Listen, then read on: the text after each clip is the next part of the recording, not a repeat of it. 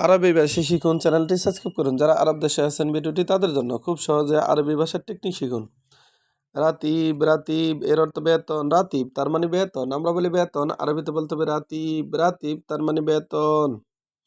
কামরাতিব কামরাতিব এর অর্থ বেতন কত। কামরাতিব তার মানে বেতন কত, আমরা বলি বেতন কত, আরবিতে বলতে হবে কামরাতিব। কামরাতিব তার মানে বেতন কত। মিয়া মিয়া এর অর্থ ১০০। মিয়া মিয়া তার মানে ১০০ ১০০ বা খুব ভালো, আমরা বলি খুব ভালো, আরবিতে বলতে হবে মিয়া মিয়া।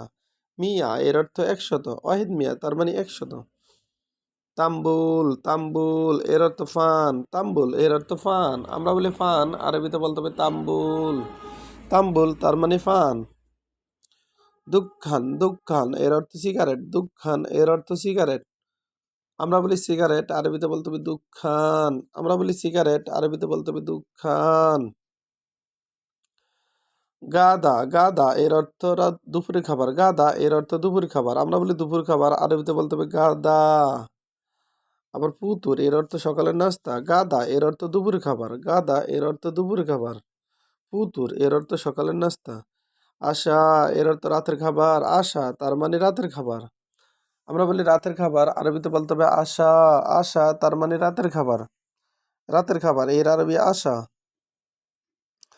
নাদাফা নাদাফা এর অর্থ পরিষ্কার। নাদাফা তার মানে পরিষ্কার, আমরা বলি পরিষ্কার, আরবিতে বলতে হবে নাদাফা। আমরা বলি পরিষ্কার, আরবিতে বলতে হবে নাদাফা। মিন মালুম মিন মালুম এর অর্থ কে জানে। মিন মালুম এর অর্থ কে জানে, আমরা বলি কে জানে, আরবিতে বলতে হবে মিন মালুম। মালুম এর অর্থ জানে, আবার মালুম এর অর্থ পারে। মিন মালুম কে জানে কে পারে।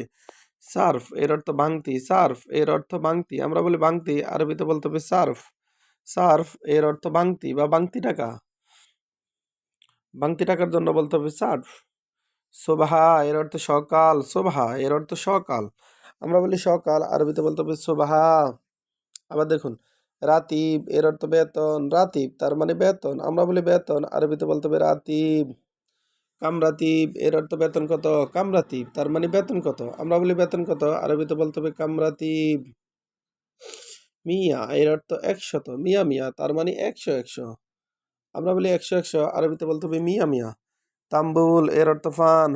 তাম্বুল এর অর্থ ফান। ফান তার মানে তাম্বুল। দুঃখান এর অর্থ সিগারেট। দুঃখান এর অর্থ সিগারেট, আমরা বলি সিগারেট, আরবিতে বলতে হবে দুঃখান। দুঃখান তার মানে সিগারেট। গাদা এর অর্থ দুপুর খাবার। গাদা তার মানে দুপুর খাবার, আমরা বলি দুপুর খাবার, আরবিতে বলতে হবে গাদা।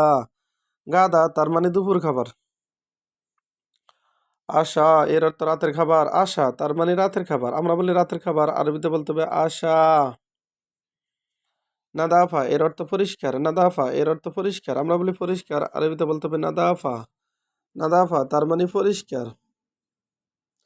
মিন মালুম এর অর্থ কে জানে, আবার মিন মালুম এর অর্থ কে পারে।